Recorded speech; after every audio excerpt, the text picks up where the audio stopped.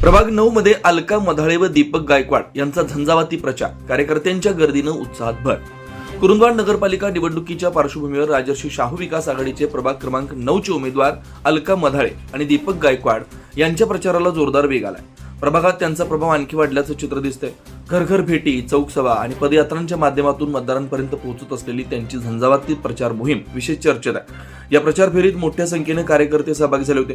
त्यामध्ये विनोद मधाळे, दिलीप बंडगर, रमजान पकली, संतोष खराडे, महादेव मधाळे, अप्पासू मधाळे, अवधूत घरे, अविनाश राजपूत, अमोल लांडगे, नरेश कुरणे, स्वप्नील शेतोळे, विनायक कडाळे, विशाल मधाळे, अर्जुन कोळी, लखन कांबळे, अनुराग ढाले, ओंकार कडाळे, आदित्य कांबळे, संदीप मधाळे, रोहित कडाळे, ओम कडाळे, भावेश कांबळे, सिद्धेश कांबळे, सार्थक पवार, श्रेयश कांबळे, व्योम माने यांचा समावेश होता।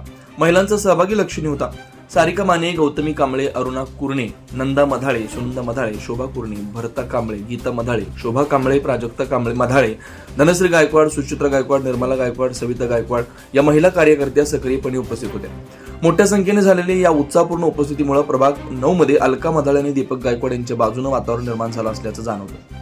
जोडणारा मध्ये पूल आहे संगमाशेजारी, आमदार संघाच्या माध्यमातून आपण ते पुलासाठी प्रयत्न करणार आहोत। तसेच बास्केट, तसेच भैरवाडीला जोडण्यासाठी जी आता वाहतुकीची अडचण होत आहे, शिवाजी महाराजांचा पुतळा ते भैरवाडी पूल असा आपण प्रस्तावित एक पूल धरला आहे तिथं।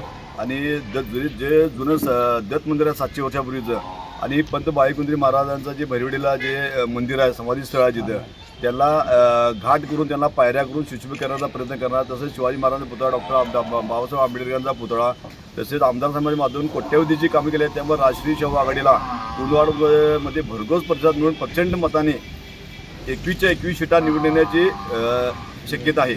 नमस्कार, मी अनुप रामदास मधाळे। आज जो आमचा प्रचार चालू आहे वार्डातून प्रभाग क्रमांक 9 मधून, तर लोकांचा आम्हाला खरोखर भरपूर प्रतिसाद मिळत आहे आणि त्यांचा विश्वास आहे की जो आम्ही जी आम्ही केलेली त्याची पोचपावती आहे ती पोचपावती म्हणजे आज आम्हाला त्यांच्याकडून मिळणारा प्रतिसाद आहे आणि त्यांच्या त्या विश्वासावर आमचा विजय हा निश्चित आहे।